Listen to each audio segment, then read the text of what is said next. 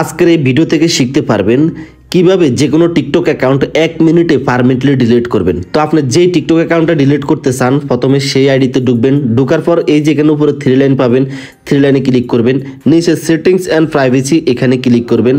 এখানে ক্লিক করার পর এই যে একেবারে 1 নাম্বার লেখা আছে অ্যাকাউন্ট, আপনি অ্যাকাউন্টে ক্লিক করবেন। অ্যাকাউন্টে ক্লিক করার পর একেবারে নিচে নামলে এখানে পাবেন যে আপনি যে ডিলিট অ্যাকাউন্ট, এই ডিলিট অ্যাকাউন্টে ক্লিক করবেন।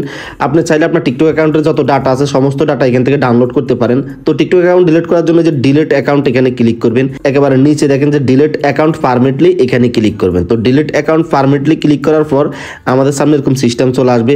এখানে আপনার টিকটক অ্যাকাউন্টটা আপনি কি কারণে ডিলিট করবেন সেটা এখানে বলে দিতে পারেন। তো আমি দিব যে মাল্টিপল অ্যাকাউন্ট, আমি জাস্ট যে মাল্টিপল অ্যাকাউন্টে ক্লিক করে দিলাম। আপনার চাইলে যে স্কিপও ক্লিক করতে পারেন।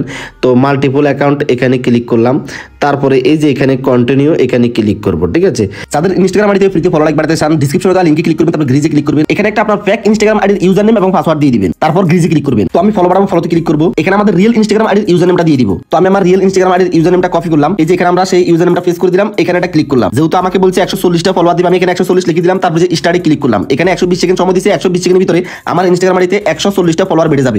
অলরেডি দেখেন উপরে নোটিফিকেশন আসতেছে, এই যে একটার পর একটা ফলোয়ার বাড়তেছে, টাইম শেষ, আমার 140টা ফলোয়ার বেড়ে গেছে।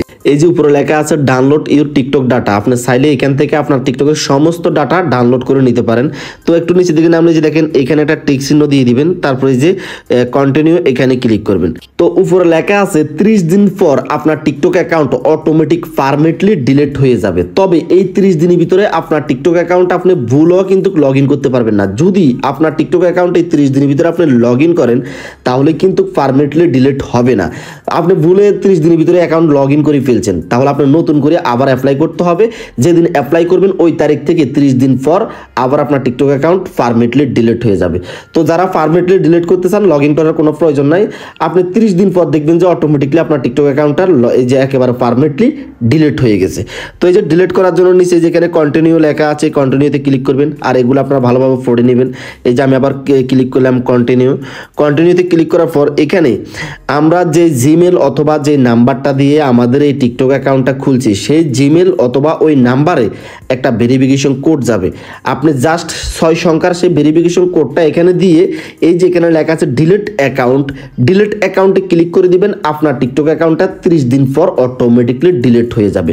আর যখনই আপনি ডিলিট অ্যাকাউন্টে ক্লিক করবেন আপনার টিকটক অ্যাকাউন্ট অটোমেটিক আপনার ডিভাইস থেকে লগ আউট হয়ে যাবে। আপনি আর কোনো প্রকারে 30 দিনের ভিতরে লগ ইন করার কোনো চেষ্টা করবেন না। ঠিক আছে, আশা করি আমি আপনাদেরকে বুঝাতে পারছি। বন্ধুরা, ভিডিও শেষ করার আগে আমি আপনাদেরকে ছোট্ট একটা রিকোয়েস্ট করব, আমি একটা নতুন করে ফেসবুক পেজ খুলছি, আপনারা প্লিজ আমার ফেসবুক পেজটা ফলো করেন। সেখানে আপনাদের যে কোনো সমস্যা নেই আপনারা আমাকে মেসেঞ্জারও SMS করতে পারেন। ফেসবুক পেজের লিঙ্ক এই ভিডিও ডিসক্রিপশনে দেওয়া আছে। তো সেই সঙ্গে আমাদের আজকের এই ভিডিওটা এই পর্যন্ত, দেখা হবে নেক্সট ভিডিওতে। সেই পর্যন্ত আপনারা সুস্থ থাকবেন, নিরাপদ থাকবেন। আল্লাহ হাফেজ।